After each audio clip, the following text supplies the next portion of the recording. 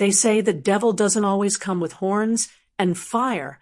Sometimes he comes smiling, holding a camera, calling himself family, while your blood is fighting for air in a lake. My name is Naomi, and I need you to hear me with the same breath I had in my chest that day, tight, shaking, knowing God was watching, but wondering if he had stepped inside for a moment, because nothing about that afternoon felt like the world I had prayed to live in. It was a warm Saturday, the kind where sun dances on water and families pretend forever is guaranteed. Chanel was laughing, holding little Noah's hand as they walked toward the dock, her braid brushing his shoulder, his tiny fingers gripping her like she was the whole world, because she was. I stood a few steps back, laying out towels, listening to their giggles like a blessing I thought I dialed listening to. And then Kelvin, the man I once thanked heaven for, the same man my daughter praised in her wedding toast with trembling joy, leaned close behind them at the edge.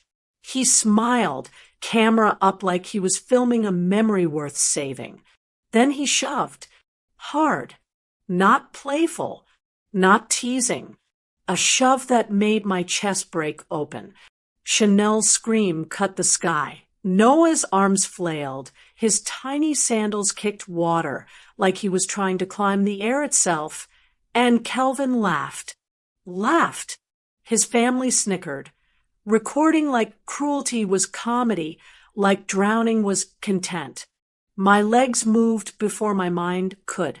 I remember wind slapping my face as I ran, screaming their names, but my voice felt slow, too slow, like sound turned heavy in my throat. Chanel hit the water wrong. I knew it the second I saw her head disappear, and not come right back up. Noah, dear God, Noah didn't even scream long enough. It was one sound, one sharp panic cry, and then silence swallowed my baby's baby whole. I can still taste that silence. Help them. I screamed, not sure if I was yelling at Kelvin or heaven, because neither answered fast enough. His mother chuckled. Her voice still crawls in my ear. Oh, relax, Naomi, it's just water. Just water. If my soul could burn through skin, I would have turned the whole shoreline to ash right then. I kicked off my shoes, knees bruising as I hit the edge, and dialed 911 with shaking hands, trying to sound calm enough that they wouldn't waste time asking questions, because my world was underwater. My daughter, my grandson, they're drowning. They aren't coming up. Please hurry. My voice cracked. I don't remember breathing. I only remember praying in pieces. God, not my baby's baby. Please, not him. If you're here with me in this moment right now, I whispered as if Noah could still hear, type his name, Noah, in the comments. Let his name not die in silence. It was instinct, survival, wanting someone, anyone, somewhere, to hold space for the breath he couldn't take. Kelvin finally stopped laughing, but only to raise his phone higher, recording like he was proud, like he wanted proof of the pain he created. Chanel's hand broke the water once, just once, like she was reaching for me or life or prayer, and then nothing. I felt my soul leave my body. I jumped, clothes and all, water biting like punishment, heart pounding so loud I couldn't hear the world anymore. I reached where I last saw them, clawing at the lake like water could be pulled apart by grief alone. Please. I screamed underwater. Tears and lake water mix the same. They both drown you. When strong arms dragged me out, I didn't know whose they were. Couldn't care. Sirens cried in the distance, louder, closer, but not fast enough. Kelvin stood on the shore holding his phone like a trophy, like nothing holy had just been broken, while the lake held my grandson. Somewhere beneath that water, My world was still sinking. And those sirens, they weren't just coming for help. They were coming too late. And that's how it began. 2 hours is long when you're waiting for life to choose a side, but it becomes eternity when death has already made its claim. I remember sitting on that gravel bank with my soaked dress clinging to my skin, my hands raw from clawing water like I could drag time back with my fingers, my chest tight like grief had hands around my ribs, squeezing, refusing to let me breathe without punishment. People gathered in circles, whispering, pointing, holding hands over their mouths like tragedy was a show, and we were the unwilling performers. I kept watching the lake, refusing to blink, because in my mind, if I looked away, Noah might think I gave up too.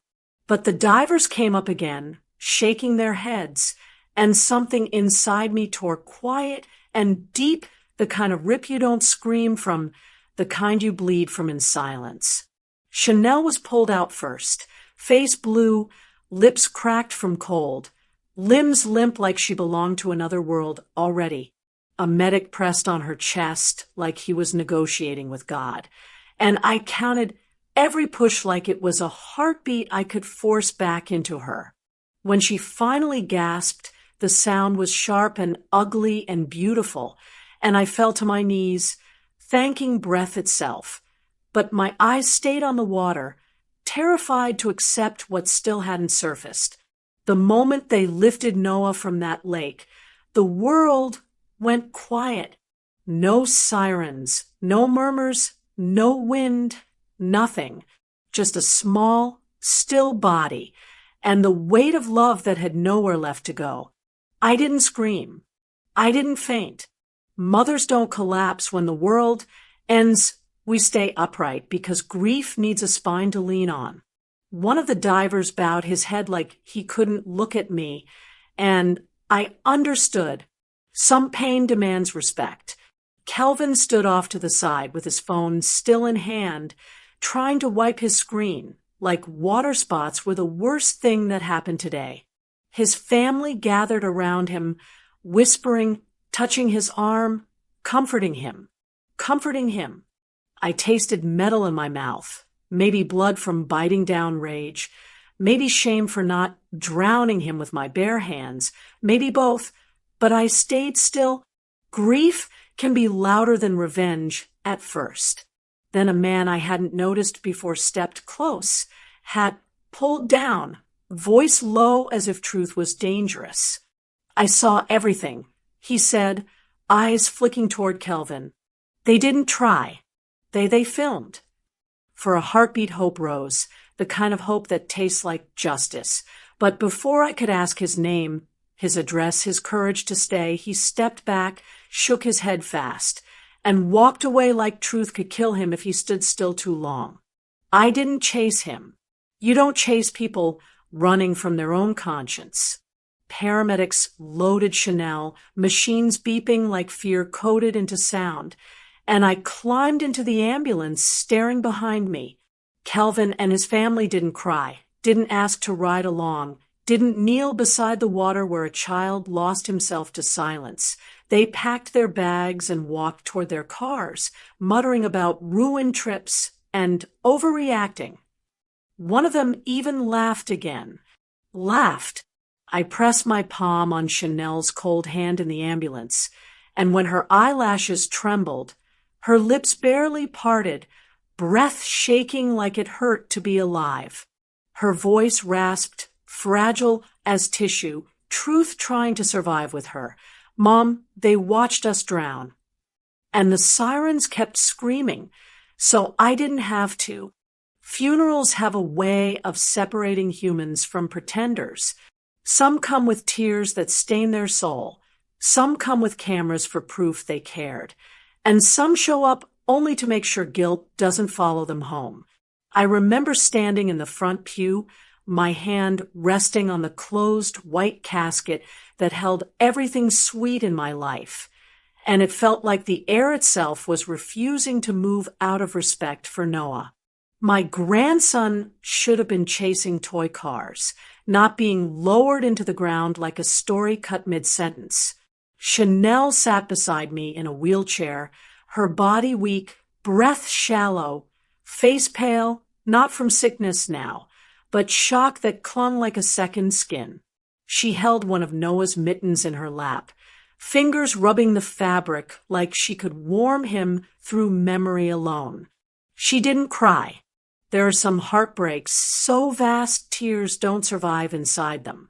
Kelvin walked in late, wearing a black suit like grief was a costume he borrowed, like respect was optional, like time belonged to him even after he wasted our child's life. His family trailed behind him, dressed in muted colors, faces tight, not from sorrow, but from the discomfort of being forced to stand in a room built for truth. The casket was small, too small, a silent reminder that laughter had been stolen from a voice that hadn't learned all its words yet. The pastor spoke of angels and innocence, and somewhere between his verses, Chanel trembled once, as if the word innocence cut her open. Kelvin didn't hold her, didn't kneel beside her, didn't reach for her hand. He just sat 2 rows behind us, far enough to look separate, close enough to pretend connection. At one point, I saw one of his relatives lean toward him, whispering something, and Kelvin's jaw tightened. His cousin, a younger woman with a shaking leg and frantic eyes, clutched her phone like it was burning her palm. I watched her lean forward, panic etched across her face, whispering sharply, "I deleted it, right? Tell me I deleted it." Kelvin didn't look at her. He only pressed his tongue against his cheek, his eyes fixed on the pastor like the words on heaven meant nothing unless they cleared him here on earth. Her fingers kept tapping her screen, frantic, desperate, as if fear was clawing at her insides. The audacity stung. My baby was dead 2 rows away, and their biggest fear wasn't God's judgment. It was storage space. After the closing hymn, people lined up to hug us, offering soft words wrapped in pity. He's in a better place. God needed another angel. Time heals. Lies spoken with good intentions, but lies still hurt when grief is fresh. Time doesn't heal, it dulls blades, but scars remain. I didn't need comfort. I needed accountability. As I bent to adjust Chanel's blanket, voices behind me slipped through the hush of the sanctuary. "Don't let her see the videos." A low voice warned. "Male, tense," and shoes shuffled quickly after. It was like someone poured ice water down my spine. Videos. Plural. Not one moment of cruelty, but multiple. Evidence, not memories, evidence. Chanel's fingers tightened around Noah's mitten, and I felt her breath hitch. She didn't turn, didn't speak, but her shoulders told me she heard it too. There are moments when rage isn't fire. It's stone. Heavy, immovable, ancient. I placed my hand gently on the casket one last time, whispering inside my own skull, "They think this is over. They think grief makes me weak." When I straightened and pushed Chanel's chair forward, Kelvin caught my eyes for a brief second. His expression wasn't sorry. It was annoyed. Annoyed to be here. Annoyed we lived. Annoyed guilt had a physical form sitting 2 feet away from him. I didn't cry. Not once. Grief sat on one shoulder. Vengeance settled quietly on the other. One was born from love, the other from justice. Both were mine to carry now. And as the doors closed behind us and the casket moved toward the waiting earth, I knew one thing with a clarity sharpened by pain. If those videos existed, they were going to bury more than a child before this was done. They sat us in a room with blue walls and stale air, like grief needed fluorescent lights to make it official. The chairs were hard, the corners sharp, and whoever picked the paint didn't understand that some pain demands softer colors. Chanel sat beside me, coat wrapped tight around her shoulders, even though the building wasn't cold. Trauma has a temperature of its own, and hers hadn't warmed since that lake swallowed her child, and nearly her too. She kept twisting the fabric of Noah's mitten in her hand, rubbing it as if friction could bring back breath. No tears, no words, just that quiet motion, rhythm of guilt trying to pulse itself out. 2 officers eventually walked in, their expressions neutral, practiced. They sat, pens ready, the tone already set. We reviewed the statements. From what we can see, this appears to be a tragic accident. Accident. The word hit like a slap. It hung there, thick, insulting, a stain in the air. I opened my mouth, breath shaking, but spine straight. They pushed them. They laughed. They filmed. They did not help. One officer nodded, slow, detached. We understand you're grieving, but right now there is nothing to indicate criminal intent. Chanel flinched, like the words pierced her skin. I should have held him tighter. She whispered, voice breaking on the last syllable like it hurt to say it. My breath stopped. If guilt could kill, my daughter would have died in that chair. I placed my hand over hers, steady, because mothers don't crumble when their children are drowning in blame. They hold the surface for them until they rise again. No, I whispered, not loud, but with a certainty that came from marrow. You fought to breathe. You fought to live. You did everything a mother could do. But the officers kept talking, breaking us into pieces with every clipped sentence about policy and investigation timelines and lack of immediate evidence. Their voices were calm, professional, untouched by the weight collapsing our world. We'll close this for now, the older one said, standing, scribbling something meaningless on his pad. If anything new comes up, we can revisit. For a second, the room blurred, and I wasn't staring at badge numbers and cold faces anymore. I was seeing Noah on my living room rug, giggling while he tried to put sunglasses on the dog, laughing like joy lived in his bones. Grandma, look, he'd shout as if life was only sunshine and certainty. The memories slammed into me so hard my knees nearly buckled. They sat across from me talking about accidents and paperwork while I remembered a boy who trusted the world, and the world failed him. Close it, like we were a file, not a family. Kelvin wasn't there, not in a station, not in a room, not answering questions. He was at home, probably eating lunch, maybe laughing again. He walked away from that lake like innocence wasn't dead in the water, and now the law was holding the door open for him to walk free again. I could feel anger rising, not wild, not loud, cold, clean, like a razor hidden inside silence. When the officers left, the room felt too big. Chanel stared at the floor, eyes glassy. Mom, she whispered, voice so soft I barely heard it. Maybe it really was just a joke gone wrong. I turned her chin toward me gently, not forcing, just guiding, so she could see truth in my face even if she couldn't find it in herself.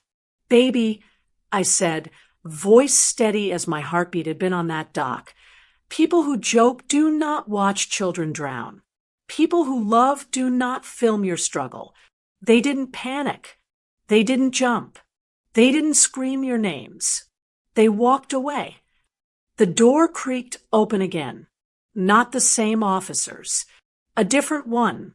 Younger, dark circles under his eyes, uniform slightly wrinkled, like empathy lived inside him instead of policy. He didn't step in all the way, didn't speak loud. He held out a card, like it weighed something. I'm not supposed to say this. His voice barely moved the air. But don't wait on us. Try civil first. Our eyes met. He knew. He couldn't say it, but he knew. He slipped the card into my hand, closed my fingers around it gently, and backed out of the doorway before the building swallowed his courage.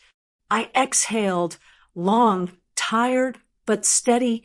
When I looked at Chanel, she didn't speak, but her fingers tightened around my hand like she felt a shift too. Small, fragile, but real. We left that station with no justice, no comfort, nothing but a card and a truth that refused to drown. If the law wouldn't move for us now, we would drag truth to its doorstep ourselves. Grief makes you do things slowly, like the world lost its rhythm and you're learning to walk again. That evening, my living room light felt too soft for the heaviness inside me, but I sat there anyway, fingers trembling as I opened my laptop. I didn't know what I was searching for exactly. Proof? Answers? Justice? Or just something that matched the ache in my chest. My house was still, painfully still. Chanel had fallen asleep in the guest room, exhaustion from trauma pulling her into a restless kind of silence, the kind where nightmares are louder than dreams. I plugged in the small memory card I'd quietly taken from Kelvin's sister's phone when everyone was distracted at the funeral. I told myself I wasn't stealing. I was retrieving truth someone tried to bury. The screen flickered, showing folders meant to be empty, but software has a way of holding on to things people try to erase. A loading bar crawled across the bottom of my screen, slow enough to make my heartbeat match its pace. Then they appeared, hidden thumbnails, blurred at first, but there. Laughter frozen in frames that made my stomach twist. A shaky clip opened automatically. Chanel on the dock, Noah swinging his legs, looking up at Kelvin like trust was the only language he knew. Seconds later, Kelvin pushes. It wasn't playful. I saw it clearly in the frame, in the force of his arm, in the way her body jolted forward, and his face didn't change. No shock, no panic, just detachment. Then the splash, the scream. And instead of dropping the phone, instead of diving in, instead of running to help, they laughed. Someone even zoomed in, as if drowning was a spectacle. The clip cut abruptly as if mercy itself refused to watch the rest. My hand covered my mouth, breath trembling, body shaking in a way tears couldn't relieve. The police said accident, but this was not an accident recorded with steady hands and dry eyes. This was cruelty wrapped in the excuse of a joke. I reached for the box under my coffee table. The one Chanel decorated years ago with stickers and crayons, labeled Noah's Firsts. I plugged in the camcorder, my fingers tracing stickers shaped like stars and planets, worlds he used to believe he'd touch one day. A video popped up, Noah on the living room floor, stacking blocks while giggling. "Grandma, look, look." His laugh filled the room like sunlight, bright and whole, and I felt something crack open inside me all over again. That little boy wanted everything. He deserved everything. I pressed my forehead against the screen, whispering, "I'm here. I'm not going to let them erase you." It wasn't dramatic or loud or vengeful. It was a promise made from bone, not anger. Grief sharpened into purpose. Love turned into steel. I sat back, wiping tears with the back of my hand, breathing steady, breathing strong. I saved every recovered file, each one a thread in the net I planned to cast back into their world. They thought deleting would save them. They didn't understand. Pain has a memory deeper than storage. Just then, my phone buzzed. One notification. Unknown number. Anonymous profile picture. My pulse stilled for a moment before I opened it. They told us to delete things. I'm sorry. The air shifted. For the first time since the lake, I felt something other than devastation. It wasn't hope yet, but it was the shadow of it. Someone out there knew the truth and carried guilt heavy enough to reach out. I tightened my grip on the phone, feeling power settle slowly into the ache. Truth wasn't gone. It was surfacing. Grief changes your home first. It rearranges the air, thickens silence into something you can almost taste. My living room became a place where breathing felt like work, where sunlight came in through the blinds but refused to settle like it used to. Chanel sat curled on the couch that morning, blanket around her shoulders though the heat hummed through the vents. Her hair was still damp from the shower. Her eyes red, not from crying, but from lack of it. There's a difference. Tears release. Shock holds. I poured her tea, placed it in her hands gently. The cup rattled against the saucer. Just once, pain trembles even when the body doesn't. There's a support group today, I said softly, knowing she heard, but unsure if she could reach her voice. She nodded, slow, movement small as breath. We didn't speak more. Sometimes love is not in words. Sometimes it's in sitting beside someone while their soul crawls through fire. At the group, chairs formed a circle like wounds stitching themselves together. A mother spoke first about losing her daughter to illness, her voice cracking, hands shaking as she clutched a tiny ribbon. Chanel leaned forward, every muscle soft, compassion rising like instinct. It wasn't your fault, she whispered to the woman when the room went still. Her tone was fragile, but her eyes held a kind of broken light that only mothers who've walked through fire understand. The woman sobbed, and Chanel took her hand, thumb rubbing comfort into skin that still remembered holding a child. Even in her grief, my daughter mothered someone else's pain. That's who she is. But while truth and sorrow were circling us there, poison was working elsewhere. Outside, leaning near the community center's brick wall, two of Kelvin's cousins spoke under breath, voices low, sneers half hidden. She's milking it, one of them muttered, posting like she's the first mother who ever suffered. Girl wants attention. I froze in the hallway, unseen, rage tightening my jaw until I tasted iron. Attention? Noah was buried, and they were worried about attention. The other cousin shook her head. She unstable. Kelvin told us she had episodes, always dramatic. She should be grateful she survived. Grateful, as if drowning beside your child was a gift. I held the wall, fingers digging into paint, forcing myself not to step forward and tear their ignorance open. War doesn't always start with shouting. Some battles begin with quiet vows. When group ended, Chanel hugged that grieving mother close, whispering hope the way broken people learn to do, soft but honest. Her steps were slow walking out, her shoulders rounded not in weakness but weariness. I looped her arm through mine, guiding her toward the car, protecting her from a world too cruel to understand the strength it takes to stand at all after loss tries to bury you twice. That evening, I scrolled quietly, curiosity darker than sadness. Kelvin's aunt had posted a vague prayer online. Lord, heal those who lie and those who seek sympathy. Comments followed like flies. Stay strong, Kelvin. Some women play victim too well. If she wasn't so dramatic, things would be different.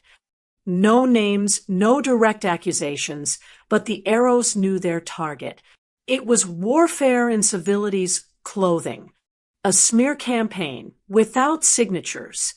I closed my laptop before anger turned into shaking. My daughter had nearly died.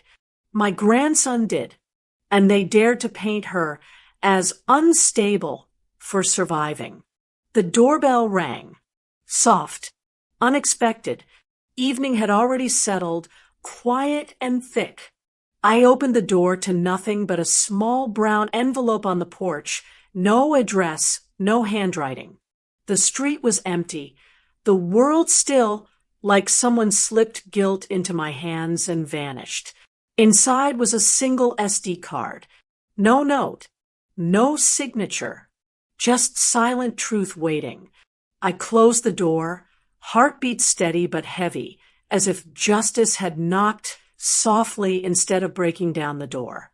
I didn't rush to my laptop. I sat with the envelope in my palm, feeling its weight, understanding that this wasn't mercy, it was movement. And movement, after grief tries to freeze you, is power. Hospitals don't prepare you for the sound paper can make when it breaks a heart. It's soft, too soft, almost respectful. But the words printed on it slice without hesitation. I sat in a small consultation room. The walls painted a muted blue like sadness had been chosen intentionally, and the doctor slid the medical report across the table with careful hands, like the truth needed gloves. Chanel sat beside me, wrapped in a long sweater that swallowed her frame, eyes unfocused, fingers rubbing the inside of her wrist like she was trying to hold on to something invisible. The doctor spoke in clinical quiet, voice even, tone steady, as if grief required tidiness. Time of submersion prolonged, signs of delayed rescue effort. The medical examiner's notes were attached too. Lungs full of lake water, no sign of sudden medical collapse, no injury that explained sinking. It wasn't fate or illness or panic. It was neglect. Documented. Clinical. Undeniable. The sentence sat between us like a judgment. And there it was in black and white, confirmation that what my soul already knew was not imagination, not grief's exaggeration, not trauma's illusion. My grandson died while people watched. My daughter fought for breath while laughter floated above her. The doctor didn't need to say more. I traced the lines again and again until they blurred, until the room felt too still, until breathing felt like betrayal. Chanel's shoulders trembled, just once. She didn't cry. She held the report like she was afraid it would melt in her hands, and whispered, "I was right there." Her voice didn't shake, it broke, like something inside finally admitted it was tired of holding pain with grace. I didn't interrupt. Some truths don't need answers. They need witness. Later, at the store, I pretended I needed groceries, but grief led my feet instead of hunger, and somehow I found myself standing in the toy aisle. Bright colors, cartoon faces, laughter trapped in plastic packaging. A row of toy trucks caught my eye, little green ones, the exact kind Noah used to line up across the living room floor, making vroom sounds with more seriousness than some men make life decisions. I reached for one, fingers brushing the box like it might pulse with memory, and suddenly air turned heavy, vision blurred, and I bit down on my lip so hard I tasted blood. Not here, not publicly, not where strangers could pity me, but pain has its own timing, and mine found me between stuffed bears and board books. I pressed the truck to my chest, holding it close, as if the weight of plastic could anchor me to earth. "Grandma, look!" I heard his voice in my head, bright, alive, whole. My knees wobbled. I gripped the shelf until metal dug into my palm. I didn't cry. I broke quietly. Strength doesn't mean you don't fall. It means you fall silently when the world is watching. When I got home, evening light had softened the room, golden like mercy trying to visit. I sat at my dining table, placed the brown envelope in front of me, and took a breath deep enough to feel like I was inhaling survival itself. The SD card clicked into the laptop. My fingers hovered for a moment, not trembling, not hesitant, steady like someone preparing to witness truth without flinching. The file opened. A shaky first frame appeared. Water. The doc. Kelvin's voice laughing faintly off camera. Chanel stepping forward. Noah giggling, the world still intact. My pulse slowed. Breath froze somewhere below my ribs. Then, the moment, the shove, the splash, the scream. The camera didn't move. They didn't move. The footage paused suddenly, pixelated as if truth was fighting through interference, then resumed with jerky motion. Someone zoomed in, not to help but to watch. My hand curled into a fist, nails digging into my palm. This was the kind of silence that should damn souls. And then nothing. The screen glitched, frame freezing mid-laugh, sound cutting like a choke. File corrupted, flashed in the corner like the universe had decided truth needed obstacles too. I stared, waiting, as if patience could force justice forward. But the image stayed still, incomplete, interrupted, a half-truth trapped in pixels. For a moment, the room felt too quiet, too still. But beneath that frozen screen, beneath the glitch, beneath grief's weight, one certainly sharpened like a blade. If this clip existed, so did more. They tried to bury it. They failed. Justice wasn't gone. It was just buffering. Grief is a quiet battlefield until someone turns it into a spectacle. It was a Tuesday morning when my phone began to buzz like it had swallowed bees. I thought it was condolences or church aunties checking in again. I was wrong. I opened one notification, then another, and the world that had already broken beneath my feet found a new way to crack. There it was. A video. Edited. Cropped. Soft slow motion, music playing over it like tragedy, was a scrapbook moment. The clip showed Kelvin standing behind Chanel, hand touching her back lightly, Chanel smiling faintly, Noah laughing, water calm like it was welcoming joy instead of swallowing it. Then the push, but gentle now, slowed, framed like a playful nudge instead of. The force I saw with my own eyes. The scream? Gone. The panic? Edited out. The laughter from his family? Muted into silence. And the clip ended right after they hit the water. Before the chaos, before the truth, before real time revealed cowardice. The caption punched me harder than the lie inside the video ever could. Accidents happen. Please don't harass grieving families. My hands went cold. My lungs forgot how to work. Someone had taken the last honest breath my grandson had in this world and turned it into a defense for the man who let him drown. Not defend, rewrite.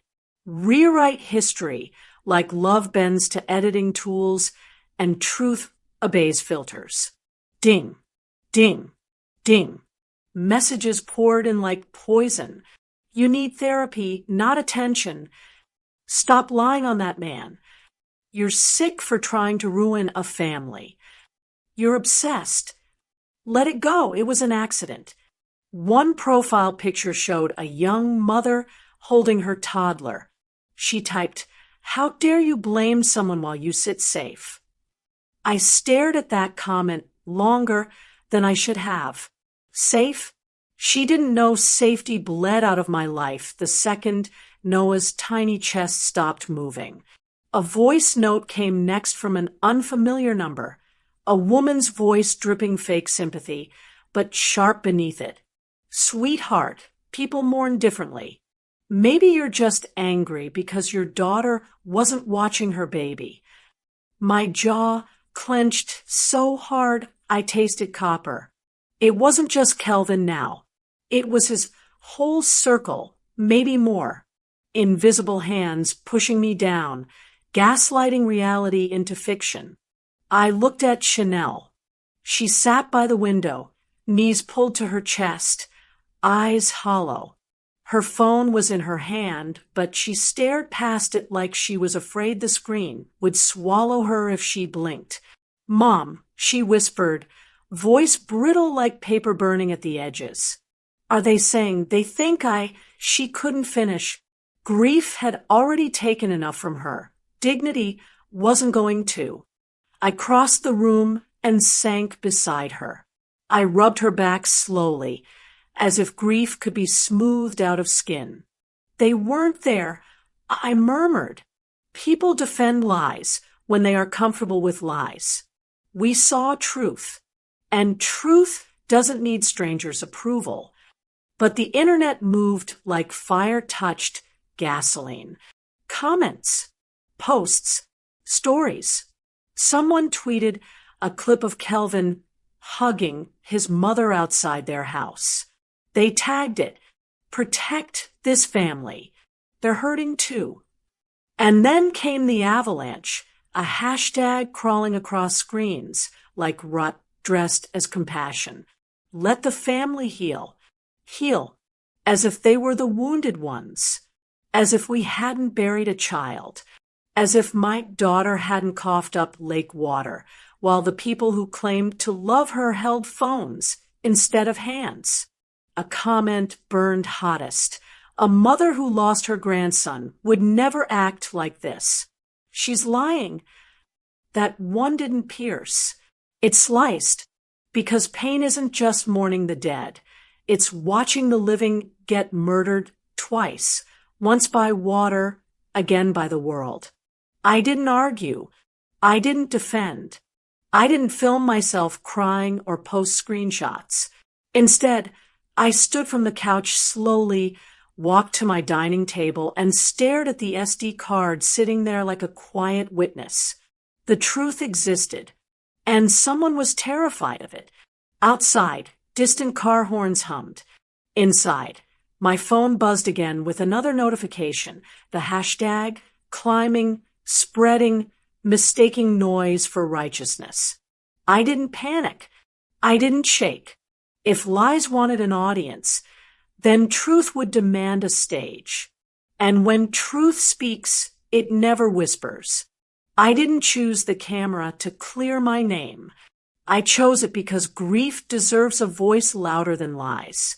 When the email came from the local reporter, polite, cautious, saying she'd seen both sides online and wanted to give me a chance to speak, I sat at my kitchen table a long time before answering. The world had already decided who to believe, but silence had never saved anyone in my family before. Quiet nearly drowned my daughter and killed my grandson. I wouldn't let silence bury truth too. Chanel was still sleeping when I replied. Yes. One interview. The reporter arrived the next afternoon. No big crew, just her, a handheld camera, and a notebook she held like truth mattered more than headlines. She had soft eyes and didn't rush when she stepped inside, scanning the walls as if grief leaves fingerprints. On my mantel sat Noah's picture, his bright smile, his tiny teeth, the gap that still made him look halfway baby and halfway boy. I straightened the frame without thinking, as if centering him could center the world again. Before we started, I called my oldest friend, Denise. She'd brought casseroles, folded blankets, sat in silence when silence was all I could give. When she heard my plan, She paused long enough that the air went tight between us. "Naomi," she breathed, voice low. "The internet will forget. They always do. Don't let them tear you apart, trying to win a battle you can't win." I closed my eyes, seeing Noah's tiny hand gripping mine on the playground, Chanel's wet hair clinging to her cheek as paramedics lifted her lifeless body from that lake. "I don't need the internet to remember," I whispered. "I need my grandson's truth to live somewhere other than my chest." She exhaled slowly, worry and love tangled. "Then be careful. Cameras don't care about healing." "I do," I said, and hung up gently. The reporter sat across from me at the dining table, camera angled at my face. She didn't powder my cheeks or fuss with lighting. Real grief doesn't need gloss. My hands folded on the table, trembling just once before going still. "When you're ready," she murmured. I looked into the lens like it was a person who needed to understand. "My name is Naomi. On that day at the lake, my daughter nearly died. My grandson did die, and they filmed instead of helping. They laughed. My voice didn't shake, not in anger, in memory. Tears sat behind my eyes, but didn't fall. Grief doesn't always stream. Sometimes it stands like a soldier holding a gate." The reporter listened, not interrupting. I spoke about Chanel's scream, the water swallowing innocence, the silence that followed, the funeral, the whispers, the way lies climbed through screens while truth drowned again. I didn't blame. I didn't curse. I didn't shout. Pain doesn't need volume to be loud. She scribbled notes, then set the pen down, leaning forward slightly. "People say they saw a different version online. What do you want viewers to understand?" "I don't need them to choose sides," I said quietly. "I need them to understand a child died. No mother forces her own lungs to breathe underwater. No grandmother lifts empty air where a boy should be unless the world betrayed her." Her throat bobbed once. For a moment, she wasn't a reporter. She was a woman imagining her own child sinking. We finished. The camera light blinked off. She thanked me softly, packed slowly, respect in her movements. At the door, she hesitated, almost reluctant to return to a world that scrolls past tragedy like entertainment. Then she turned back, tone cautious but sincere. "Naomi, one last question. One that will matter to a lot of viewers." I stood straighter. "Go ahead." She looked me in the eye, not unkind, but serious, like truth needed careful handling. "Where's the original full video?" My breath paused mid-chest. Outside, a car passed. Inside, silence pressed against my skin like warning and promise braided together. Truth always comes with a cost, and I was ready to pay every breath of it. I didn't know truth could make a sound when it finally arrived, but it did. It came as a vibration through my phone on a quiet morning when I was folding the blanket Chanel slept under on the couch. One buzz, then two, then a flood, notifications stacking like the world was trying to get in all at once. I glanced at the screen, expecting more sympathy or more venom disguised as it. Instead, I froze. Full footage uncut. A link, dozens of them, sent from strangers, friends, news pages, all pushing the same thing forward like justice had started sprinting without asking permission. My hand tightened around the phone until nerves ached. I tapped the link. The screen went dark for a breath, as if bracing me, then water, sunlight, laughter. Not the gentle kind that comes from joy, the careless kind that bruises air. Kelvin held the camera, voice loud, cocky, calling out, "Watch this," like cruelty was entertainment. There was no soft music overlay this time, no slow-motion tenderness. Just raw reality. Chanel standing at the edge, smiling down at Noah, his little voice giggling, "Mama, jump with me." Then Kelvin shoved.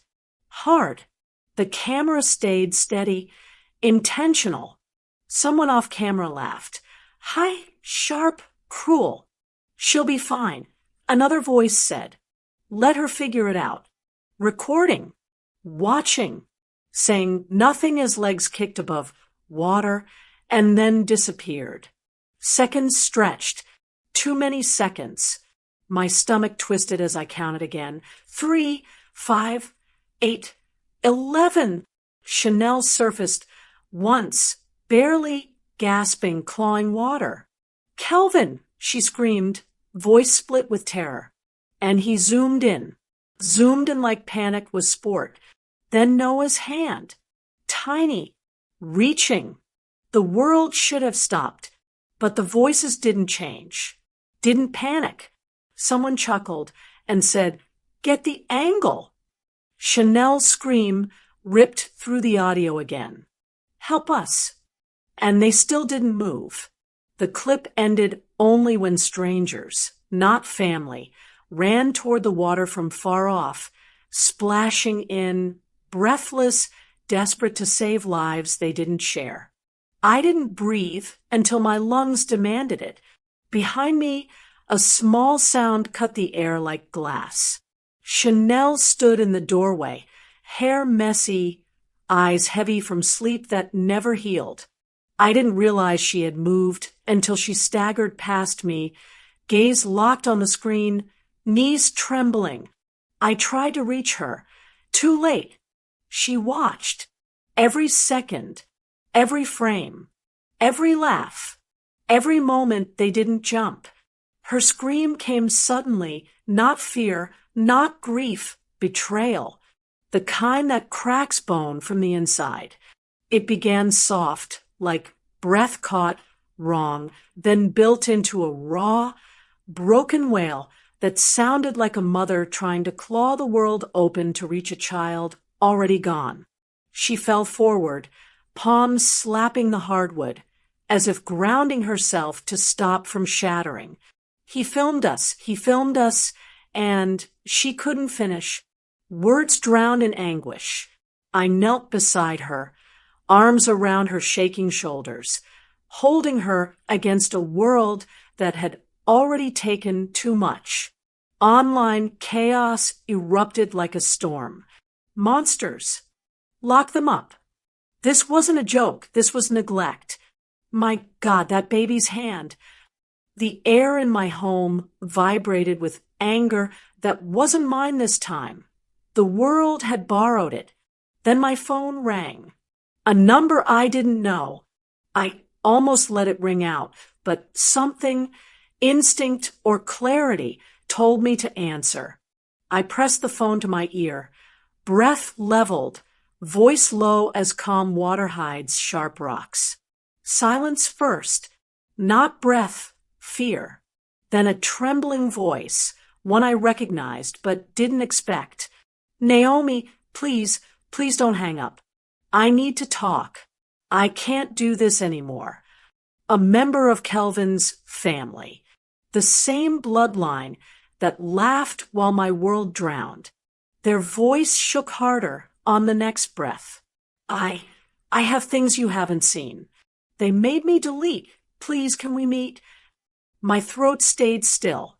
I didn't answer, didn't comfort, didn't rage. I just listened, because truth had begun knocking, and now guilt wanted a door. Some betrayals crumble loudly, but others fall apart like wet paper, quietly, layer by layer, until nothing holds. That morning, the world felt strangely still, like even the air was waiting for the next truth to drop. Chanel sat at the kitchen table, stirring oatmeal she hadn't taken a spoonful of. She wasn't crying. Grief had moved past tears, settling into the hollow behind her ribs like a tenant refusing to leave.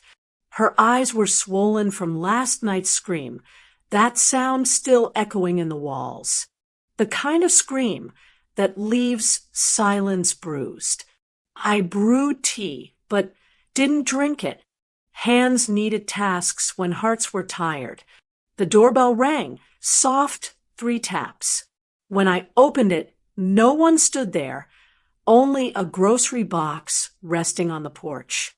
Fresh fruit, bread, soup. No note, just kindness in cardboard. I scanned the street. Cars passed. Neighbors watered lawns. The world pretended normal. But someone saw us. Someone cared. I carried the box inside, placed it on the counter, and whispered, "Thank you," to whoever watched from a window, loving us from just far enough not to intrude. By noon, 3 bouquets arrived. No names, just lilies, daisies, and roses, flowers that don't ask questions, only offer beauty to pain. Chanel touched 1 petal, then rested her head against my shoulder without a word. Silent support is sometimes louder than applause. Then my phone buzzed, not with hate, not with doubt this time, but with a trembling voice that had called yesterday. Kelvin's cousin, breath uneven, like fear had fingers around his throat. "I can't sleep," he whispered. "I can't keep pretending. I have messages, voice notes. It wasn't an accident. You know that. We all know that." His voice cracked, truth finally breaking through cowardice. "They told us to delete the videos, told us to stand with family no matter what. But I saw Noah's hand. I saw her screaming. For a moment, I closed my eyes. Not relief, confirmation. Justice had begun dripping, not pouring, but enough to touch the soil beneath months of silence. He stumbled over words, desperate, ashamed. I should have spoken sooner. I didn't want to lose them, but I can't lose myself either. We agreed to meet in a quiet parking lot, midday light, so honesty couldn't hide in shadows. He arrived hunched, hoodie pulled low, palms sweating. He handed me printed screenshots, timestamps, chat threads, messages of panic, instructions to erase, accusations swirling among them. And one voice note, Kelvin's voice, shaking but angry. "Nobody posts anything. Delete your cameras." Say she slipped. There it was. Lies spoken in his own breath. He didn't ask forgiveness. He didn't deserve it yet. But he handed over truth because his conscience finally outran fear. When he left, shoulders slumped. I watched him walk away like a man carrying the weight of his own betrayal. And the first piece of redemption. Back home, sunlight streamed across my dining table, illuminating the pile of evidence like justice gathered in paper form. Chanel sat across from me, eyes scanning the messages through tears she didn't shed. "Why now?" she whispered. "Why did they wait until everything already fell apart?" I touched her hand gently. Some people need to see the ruin they built before they admit they held the hammer. She nodded, jaw clenched, grief sharpening into resolve. That evening, the house hummed with quiet energy, not peace, but readiness. Candlelight flickered against stacks of printed truth, email exchanges, saved videos.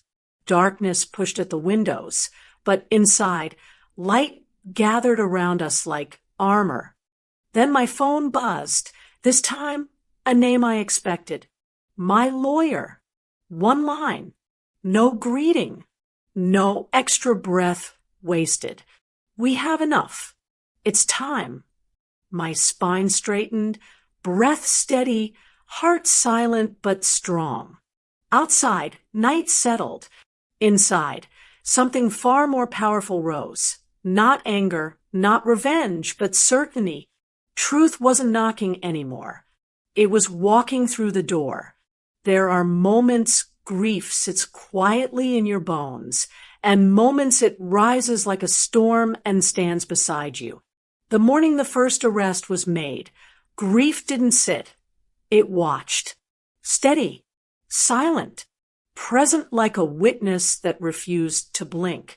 I stood outside the courthouse steps, crisp air brushing against my cheeks, the kind that wakes nerves and memory at the same time.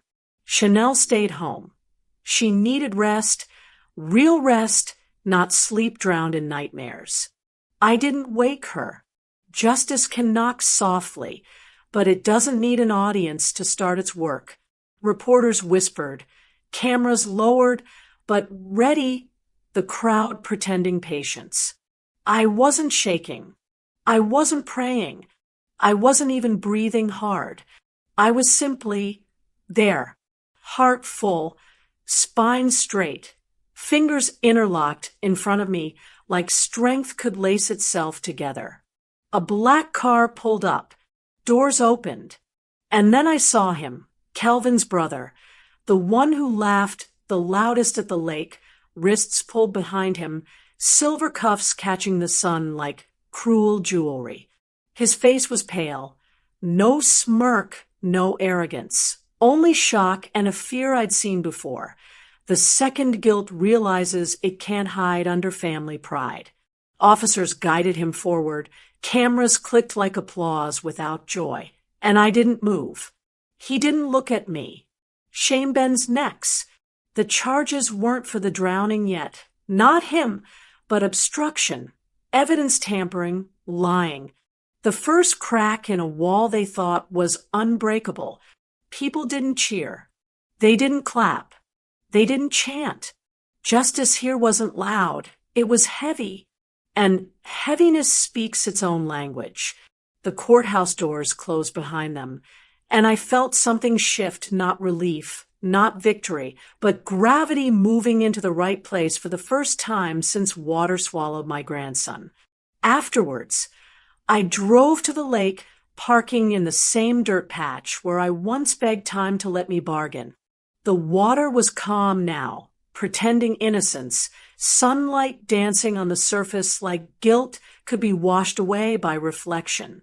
I stood at the shoreline, shoes sinking slightly in. The earth, wind lifting my hair.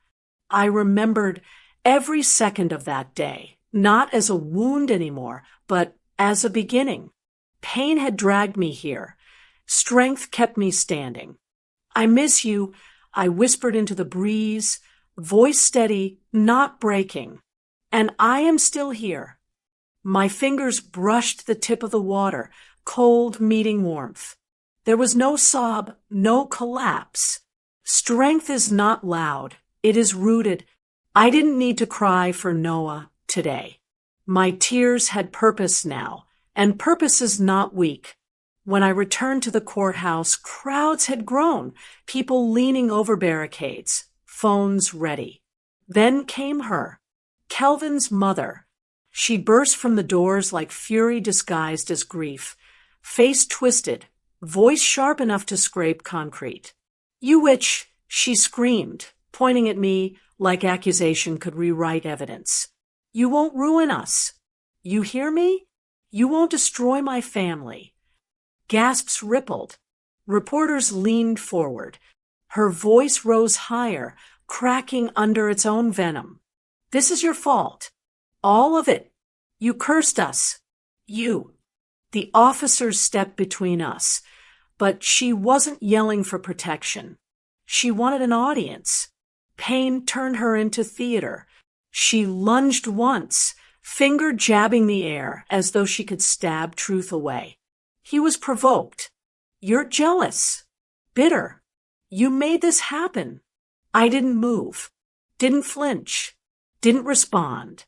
Dignity is a quiet blade, sharpest when still. Cameras caught everything. Her rage splashing against my silence like waves breaking against stone. She shook, voice cracking into nothing but noise while I stood still, breath slow, hands calm at my sides. For once, the world didn't misunderstand silence as weakness. They saw strength. They saw restraint. They saw difference. Me still as truth, her trembling as guilt. An officer gently pushed her back inside. Her scream echoed down the hallway before the door slammed shut. Someone behind me whispered, "That's a guilty woman's cry." I didn't turn, didn't smile, didn't nod. The moment didn't need my approval. It had justice written all over it already. My phone buzzed. A message from my lawyer. Brief, controlled, powerful in its simplicity. Next, I exhaled slowly, stepped off the courthouse steps, and walked away with my spine high and my heart solid. Grief walked beside me. Strength walked inside me. Justice? Justice had started walking too. Courtrooms don't always smell like justice. They smell like paper, nerves, and secrets trying to hold their breath. But that morning, as Chanel and I walked through double glass doors, truth didn't come quietly. It came steady, heavy, with a pulse. The gallery was packed, the kind of packed where strangers sit shoulder to shoulder, holding silence the way churches hold hymns. Some came for answers. Some came for spectacle. Some came because they finally saw a child's hand reaching from water and couldn't unsee it. Kelvin sat at the defense table in a gray suit that didn't soften the hollowness in his eyes. He didn't look at us, not once. His gaze stayed fixed on the table, like it could cover what he'd done. Cowardice doesn't always scream. Sometimes it hides in lowered lashes and a tightened jaw. His mother sat behind him, chin lifted like pride could still breathe in her throat. Her hands shook, though tremor she tried to hide beneath a tissue she shredded to strips. When the judge called Chanel forward, my breath stopped, not because I didn't believe she could stand, but because I knew standing was the hardest thing she'd done since climbing out of that lake alive. She walked slowly, each step fragile but intentional, as if she was walking on memories instead of tile. When she sat at the witness stand, she didn't clutch tissues. She held the little mitten, Noah's, in her lap, not to cry into, to anchor herself to love, not loss. The prosecutor asked her to state her name. Her voice was thin, but she answered. Then came the question that cracked the room open. What did you experience that day? Silence stretched. She didn't flinch, didn't collapse. She inhaled, eyes damp but steady. He pushed us. She whispered. And he didn't try to help. He watched. Her voice shook only once, not on the word drown, but on the word watched. Because cruelty isn't defined by tragedy. It's defined by indifference. Then the footage played. No edits. No music. Just raw sound. Water, laughter, delay, panic. You could hear gasps ripple through the courtroom. A woman in the back covered her mouth. A man lowered his head. The bailiff shifted like his stomach turned. Even the judge's jaw twitched once, the smallest human crack in authority. Kelvin stared at the table like he could drown inside with grain instead of truth. His mother reached forward as if she wanted to pull him back into denial, but her hand froze halfway, shaking, lost. The prosecutor reconstructed the timeline, second by second, screen showing timestamps burned into digital memory. Then came the moment that turned the air sharp. Your Honor, we now present the call logs and data records. My lawyer stood, calm like patience finally sharpening into precision. Notice the time. From the moment of the push to the 911 call. Screens lit up with numbers. Dates. Seconds stretching. 2 minutes and 41 seconds before they called. He said, 2 minutes and 41 seconds while a child drowned. Murmurs erupted, soft but explosive, a room inhaling horror. Someone whispered, "Dear God." Calvin's shoulders slumped, not in remorse but in realization. Evidence was not a wave anymore. It was a flood, and he could not swim. The defense attorney objected, voice cracking like paper burning in hands. The judge denied it with a tone heavy enough to anchor the room. I didn't cry. I didn't cheer. I didn't tremble. My grief sat beside me like a witness, my strength behind me like a shadow, my grandson's memory in front of me like a compass. When court recessed, the room didn't erupt in noise. It whispered, stunned. Chanel walked back to me, slow, spine trembling. I stood and wrapped my arm around her, not to steady her, to honor her. Courage looks like breathing when you taste water again. As we stepped into the hallway, my phone buzzed. One message from my lawyer. No flourish. No drama. Just quiet certainty. It's enough. The next phase starts now. Justice wasn't a sword today. It was a timestamp. And truth, once printed, does not drown. Courtrooms are not built for joy. Even when justice finally walks in, there is no applause, no trumpets, no angels singing. Just wood echoes and the sound of fate being spoken in human voices. When the judge returned that morning, robe heavy, eyes stern, the air felt as still as the moment before a storm breaks. Chanel sat beside me, not trembling, not breaking, just present. Her hand rested on her lap, fingers curled around Noah's mitten once more. Even healing needs something to hold.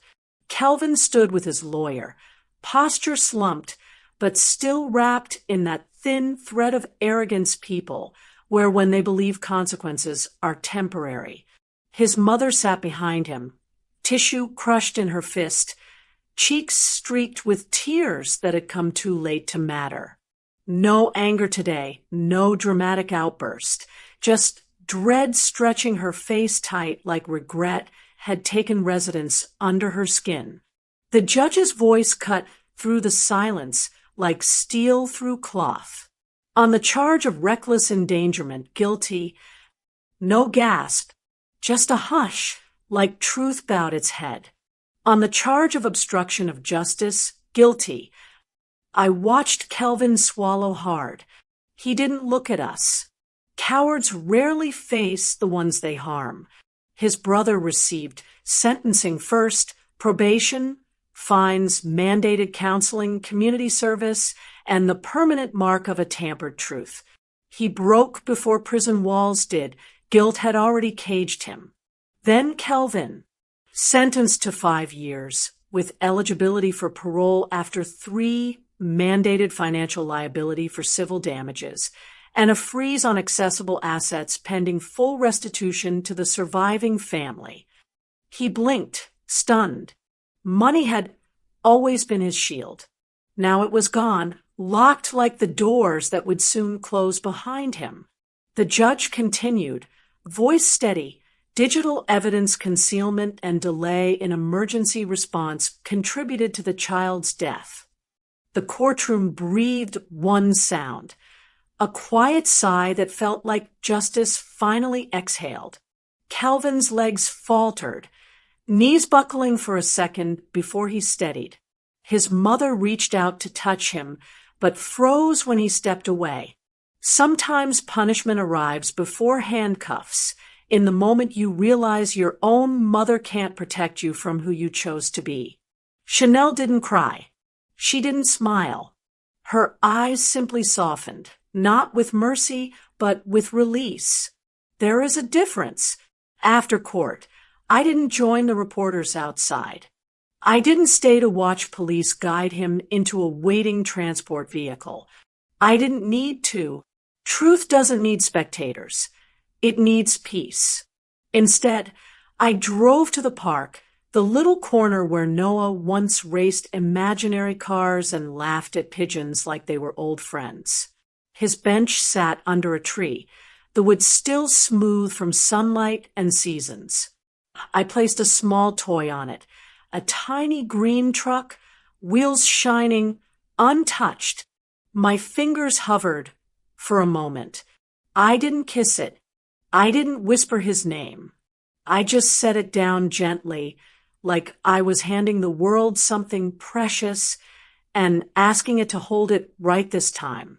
Children played nearby, laughter rising, falling, floating. For the first time since the lake, I didn't flinch hearing joy. It didn't stab, it reminded. Noah loved laughter. I owed him a world where it could exist again, without guilt. I sat at the far edge of the bench, quiet, watching light filter through leaves, letting the breeze move around me like a benediction. My phone buzzed. A soft vibration, not urgent, not sharp. I lifted it slowly, thumb brushing the screen. An unread email sat at the top. Subject, honoring Noah. The first line previewed below it. We are a local children's foundation, and we would like to create something in his name. The wind carried a leaf past my shoulder, gold and trembling, sunlight catching its edges like grace touching sorrow gently. Justice had spoken. Grief was no longer alone. And love was planting roots wherever pain once stood.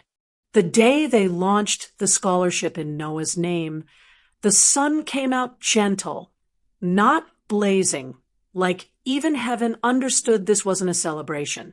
It was a promise. The community center had never looked so full. Chairs lined in soft rows, flowers resting in quiet beauty, photographs of children on easels, and right in the center, a blown-up picture of Noah, smiling wide, an entire future sitting in those little eyes. People didn't whisper when we walked in. They paused, not to stare, to acknowledge. Some touched their hearts. Some nodded, some folded hands. Respect, not pity. Respect earned through grief carried without rage. Justice sought without screaming. Love held without letting it rot into bitterness. Chanel gripped my hand, fingers warm, trembling just enough for me to feel every battle she survived. Her free hand held Noah's mitten, thumb brushing the fabric like she was smoothing the world one breath at a time. She leaned close, voice barely above a breath. Mom, I didn't think I'd ever walk into a room without feeling like I was drowning again. You walked, baby, I whispered back. Water never owned you. It just tested you. A hush settled as the director stepped to the podium, voice thick with emotion. Today we honor a little boy whose life ended far too soon, but whose light did not. Screens behind him glowed softly, showing Noah at the park, Noah holding crayons, Noah asleep on Chanel's chest, innocence wrapped in love. This scholarship, he continued, will support children who dream big, love loud, and deserve safe, bright futures. Because his little life touched this community, and we will carry him with us. Chanel broke, then, not in the way grief destroys, but in the way healing finally arrives, shoulders shaking, tears silent, pure, cleansing. I squeezed her hand, and she leaned into me, not collapsing, just resting. For the first time since the lake, I saw something in her eyes besides pain. Hope, small but alive, like a seed pushing through winter ground. They called me forward to speak, and my steps felt slow, reverent. I didn't prepare a speech. Mothers don't rehearse love. I placed my hand on the podium and let silence sit first, a silence that spoke louder than morning ever could. My grandson, I began softly, was joy in little shoes. And my daughter, I turned to Chanel. She lifted her chin, wiping tears with dignity. My daughter is proof that surviving is not weakness, it is sacred. Then they brought out a single white balloon with Noah's name printed in gold. Chanel and I held the ribbon together. No speeches, no countdown, we simply opened our hands. The balloon rose slow, steady, like it knew where it was going. People watched in silence, not mourning, honoring. And for the first time since that lake, I didn't feel like grief was dragging me underwater. I felt him lift us instead. Murmurs of agreement swept the room like prayer. I stand here grateful. I continued, voice steady, not because justice erased pain, it can't, but because truth stood up when lies tried to rewrite God's work. Applause rose, not wild, not chaotic, warm and deep, like the earth was clapping too. After the ceremony, children played outside, balloons bobbing in the breeze. A little boy in overalls ran past laughing. That pure, bell-like laugh only the innocent know. Chanel watched him, hand drifting to her stomach, not as longing, but as remembrance. Healing isn't forgetting, it's learning to breathe where memory used to suffocate. Inside, as volunteers cleaned up, someone turned on the small lobby television. I didn't mean to look, but the sound drew my gaze. News footage played quietly. Kelvin's family, the ones who laughed at the lake, walked out of a tiny local hearing room. No crowd, no cameras cheering, no supporters, only silence, the kind that tastes like humiliation and consequence. His mother tried to speak to a reporter, voice shaky, eyes frantic, but no one stopped to listen.